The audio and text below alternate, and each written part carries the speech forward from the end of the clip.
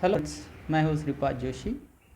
आप सभी का स्वागत है मेरे YouTube channel Shripad Joshi physics for you में। फ्रेंड्स, आपने कभी सोचा है कि सोप बबल या मर्क्यूरी ड्रॉप हमेशा स्पेरिकल ही क्यों होते हैं, या बरसात की जब बूंदें गिरती है वो भी स्पेरिकल ही क्यों होती है? इस सवाल का जवाब अगर आप चाहते हैं तो पूरा वीडियो ज़रूर देखिएगा। इसके पीछे सरफेस एनर्जी और सरफेस टेंशन ये काम करता है। अब एनर्जी सरफेस टेंशन के बारे में मैंने कुछ वीडियो बनाया है, डिस्क्रिप्शन में लिंक डाल दूंगा, आप ज़रूर देखिएगा। आते हैं हमारे कंसेप्ट की ओर।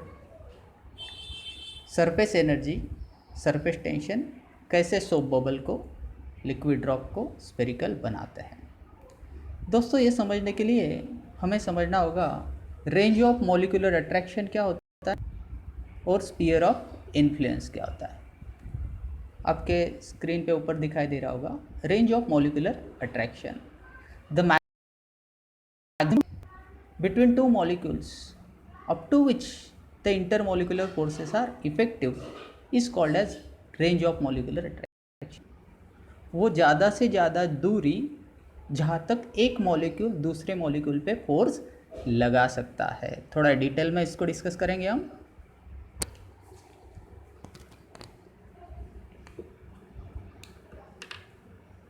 दोस्तों, आपको अगर मैं ए मॉलिक्यूल दे दूँ तो ए मॉलिक्यूल ज़्यादा से ज़्यादा कितनी दूरी तक फोर्स लगा पाएगा, उसको बोलते हैं range of molecular attraction.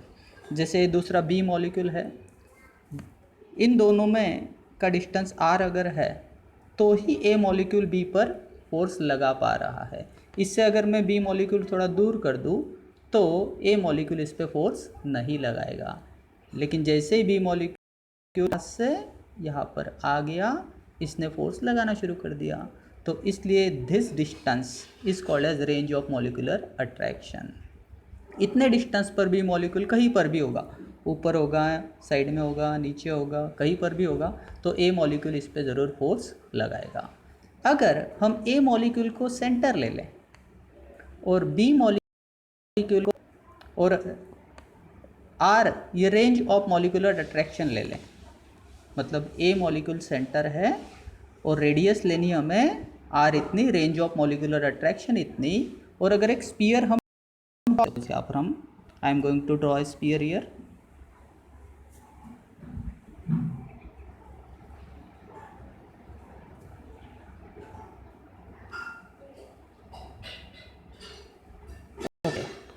Then this sphere is called as sphere of influence. आपकी स्क्रीन पर ऊपर की ओर डेफिनेशन आ गई है, देखिए, sphere of influence. An imaginary sphere drawn with given molecule as centre and radius equal to molecular range is called as sphere of influence. तो जब तक B molecule sphere of influence में नहीं आएगा तब तक ए मॉलिक्यूल इस पर फोर्स नहीं लगा पाएगा। ठीक है, अब हम समझ लेते हैं सरफेस एनर्जी क्या है। दोस्तों, एक फिगर दिख रहा है जिसमें हमने 3 मॉलिक्यूल लिए हैं। एक है मॉलिक्यूल ए, दूसरा है बी और तीसरा है सी। यहाँ पर सेंटर में जो है वो है मॉलिक्यूल, और ये जो ग्रीन दिखाई दे रहा है वो है आपका स्पीयर ऑफ इन्फ्लुएंस। उसी तरह से बी में भी सेंटर में बी मॉलिक्यूल है और ग्रीन जो है वो स्पीयर ऑफ इन्फ्लुएंस है, सी सेम। अब तीनों की अगर आप पोजीशन देखोगे तो molecule A is well inside the liquid, पूरी तरह से उसका स्पीयर ऑफ इन्फ्लुएंस लिक्विड में है। मॉलिक्यूल बी जो है उसका थोड़ा सा हिस्सा हवा में है, बाकी स्पीयर ऑफ इन्फ्लुएंस लिक्विड में है। लेकिन मॉलिक्यूल सी अगर आप देखोगे तो it is on the surface, so that its half sphere of influence lies in liquid and remaining half, ऊपर का हाफ जो है वो एयर में है। तो इस कारण इन मॉलिक्यूल पे जो लगने वाले फोर्सेस है वो भी अलग अलग तरह से लगेंगे। देखो, ए मॉलिक्यूल पे इनसाइड होने के कारण it is equally surrounded by the liquid molecules. तो इस पे नीचे वाले मॉलिक्यूल नीचे फोर्स लगाएंगे, ऊपर वाले मॉलिक्यूल जो है वो ऊपर फोर्स लगाएंगे, साइड वाले मॉलिक्यूल साइड में फोर्स लगाएंगे। तो नेट फोर्स जो होगा ए मॉलिक्यूल पे वो ज़ीरो। तो ए मॉलिक्यूल जो है उस पर इक्वल फोर्सेस है। बी मॉलिक्यूल, यहाँ पर एयर मॉलिक्यूल डेंसिटी कम होने के कारण कम नंबर में होंगे इस रीजन में, और बी मॉलिक्यूल पे नीचे ज़्यादा फोर्स लगेगा, इनवर्ड पुल है। C molecule, molecule C molecule के लिए अगर आप दोस्तों देखोगे तो half sphere of influence air में है। एयर के बहुत ही कम नंबर ऑफ मॉलिक्यूल इस स्पीयर ऑफ इन्फ्लुएंस में होंगे, इसलिए वो बहुत ही कम फोर्स ऊपर की दिशा में लगाएंगे। बाकी ज़्यादा से ज़्यादा सी मॉलिक्यूल पे जो फोर्स लगेगा वो डाउनवर्ड डायरेक्शन में ही लगेगा। तो जो मॉलिक्यूल सरफेस पे होंगे, इस सरफेस पे होंगे, उन पे नीचे की डायरेक्शन में ज़्यादा फोर्स रहेगा, इनवर्ड फोर्स रहेगा। तो अगर कोई मॉलिक्यूल सरफेस पे जाना चाहता है तो उसको इस इनवर्ड पुल के अगेंस्ट जाके सरफेस पे रहना होगा, टिकना होगा। तो इस प्रोसेस में, ऊपर जाने के प्रोसेस में लिक्विड मॉलिक्यूल वर्क डन करेगा, और वो वर्क डन ये W वहाँ पर उसमें पोटेंशियल एनर्जी के फॉर्म में स्टोर हो जाएगा, and this energy is called as surface energy. तो हर सिस्टम चाहती है कि अपनी पोटेंशियल एनर्जी, अपनी सरफेस एनर्जी मिनिमम हो। तो कम से कम मॉलिक्यूल सरफेस पे रहेंगे, जैसे कि नीचे के मॉलिक्यूल्स सरफेस के मॉलिक्यूल्स को खींच रहे हैं, और इस खिंचाव को हम बोलते हैं सरफेस टेंशन, जो अंदर की ओर होता है। और सरफेस में जो एनर्जी होती है उसको बोलते हैं सरफेस एनर्जी।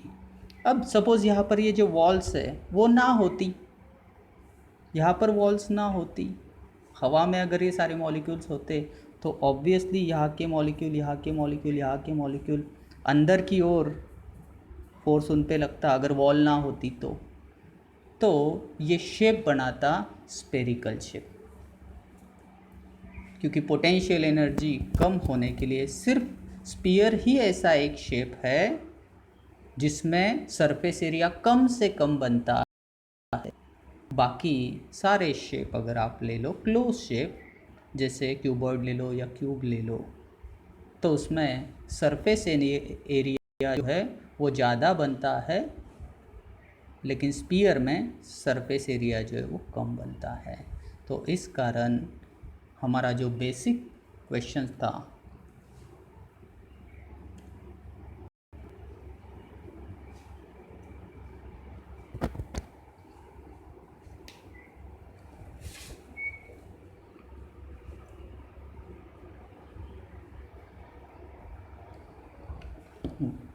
हमारा जो बेसिक क्वेश्चन था कि वाई लिक्विड और soap bubbles are always spherical. तो सरफेस एनर्जी के कारण, सरफेस के कारण सोप बबल या मर्क्यूरी ड्रॉप या रेन ड्रॉप ऑलवेज स्पेरिकल होते हैं। सो फ्रेंड्स, आशा करता हूँ कि सरफेस एनर्जी का, सरफेस टेंशन का कंसेप्ट आपको ठीक से समझा होगा। अगर समझा है तो वीडियो को लाइक ज़रूर कर दीजिएगा और शेयर ज़रूर करिएगा। और इसी तरह के अगर बेसिक वीडियो आप देखना चाहते हैं तो चैनल को लाइक भी करिएगा, सब्सक्राइब भी करिएगा, बेल आइकॉन पे टिक ज़रूर करिएगा। Thank you very much for watching this video. Have a nice day, take care.